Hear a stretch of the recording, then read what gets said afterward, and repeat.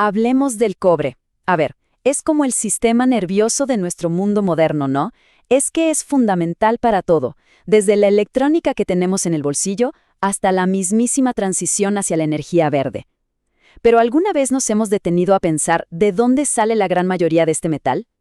Bueno, la respuesta está bien adentro, en las profundidades de la Tierra, en unas fábricas geológicas gigantescas conocidas como depósitos de pórfido de cobre.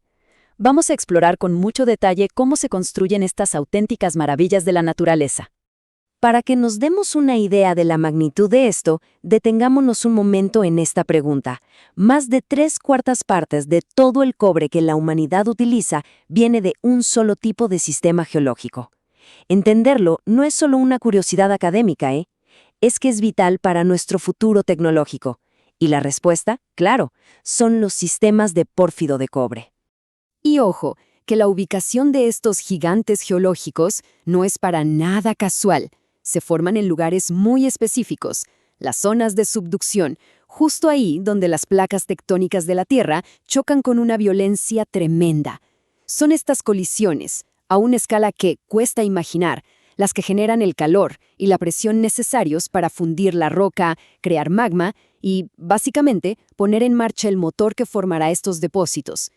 Así se crean cinturones mineralizados de miles de kilómetros, como el que define, por ejemplo, la cordillera de los Andes. Muy bien, ya sabemos dónde se forman. Ahora la pregunta lógica es, ¿y cómo son por dentro?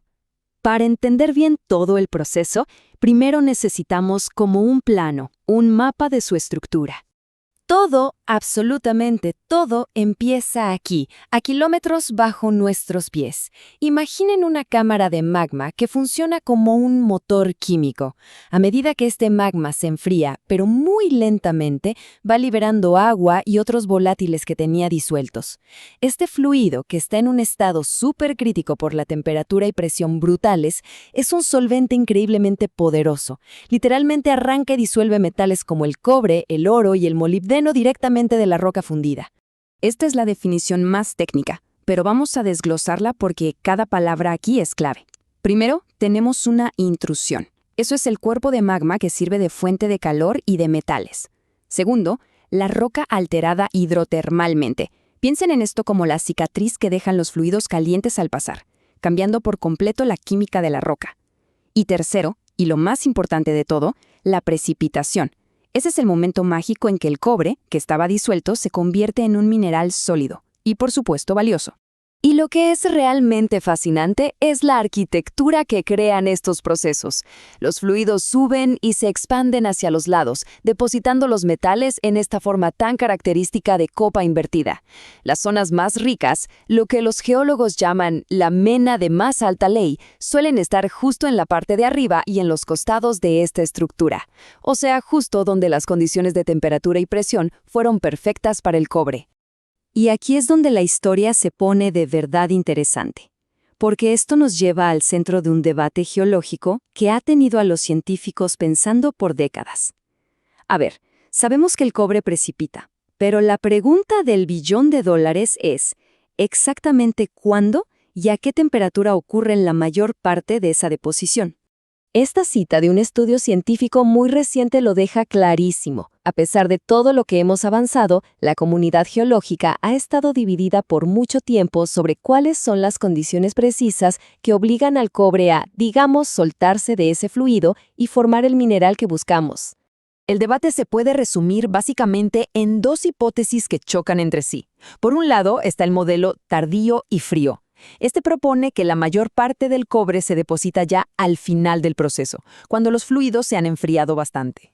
Por el otro lado tenemos el modelo temprano y caliente, que defiende todo lo contrario, que el golpe principal de mineralización ocurre casi de inmediato, a temperaturas altísimas, muy cerca de la fuente de magma.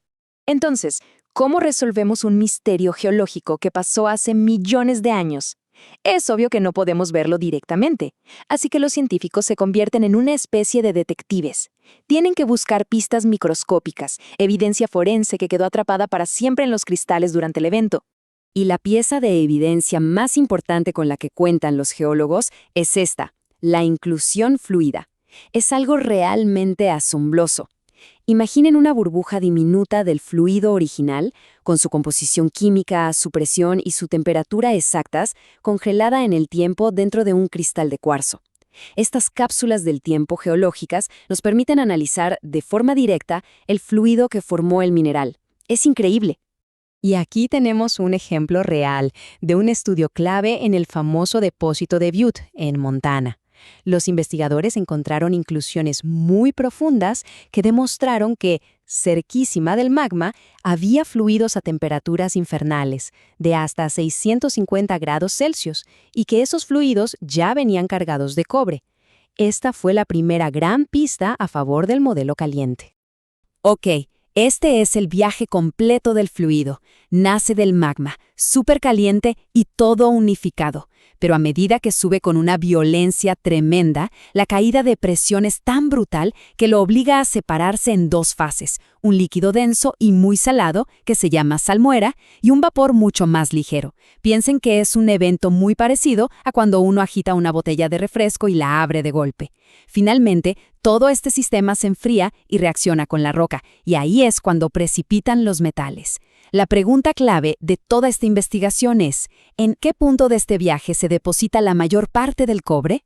La evidencia de las inclusiones fluidas en el campo ya era una pista muy fuerte, pero la prueba definitiva, la que resolvería el caso, vendría de recrear estas condiciones tan extremas en un laboratorio. Aquí es donde la geología de campo se da la mano con la química y la física experimental.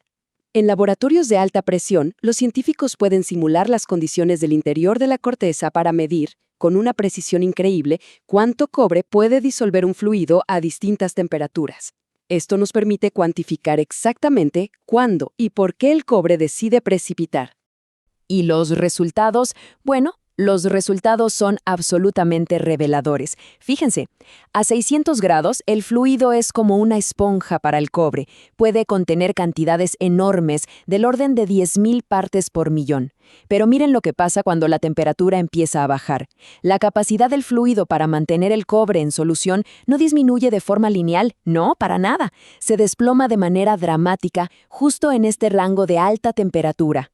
De hecho, los datos de los experimentos sugieren que un asombroso 90% de todo el cobre que transporta el fluido precipita antes de que la temperatura baje siquiera a los 400 grados. O sea, la inmensa mayoría de la carga de metal se deposita en la primera y más caliente etapa de su viaje. Y ahí lo tenemos, el veredicto. La evidencia forense de las inclusiones fluidas y los datos duros cuantitativos del laboratorio apuntan exactamente en la misma dirección. La formación de la mayor parte del mineral de cobre ocurre temprano y a temperaturas muy altas. Así que, caso cerrado, el modelo temprano y caliente es el que gana. Ahora, resolver este debate científico no es solo un logro académico. Tiene implicaciones muy concretas, muy reales y muy importantes sobre cómo buscamos los recursos que nuestro planeta necesita.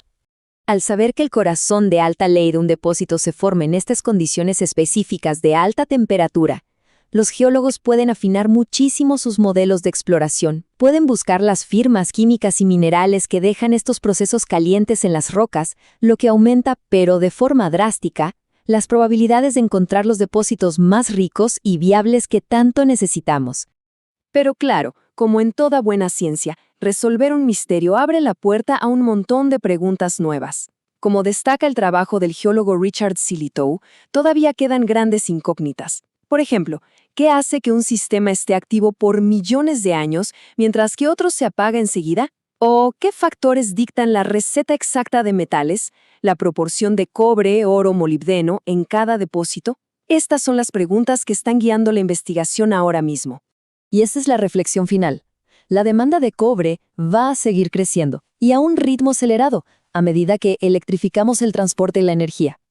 La respuesta a una de estas nuevas preguntas podría ser la clave que nos lleve a descubrir la próxima generación de recursos que van a impulsar nuestro futuro. La investigación geológica, como vemos, nunca se detiene.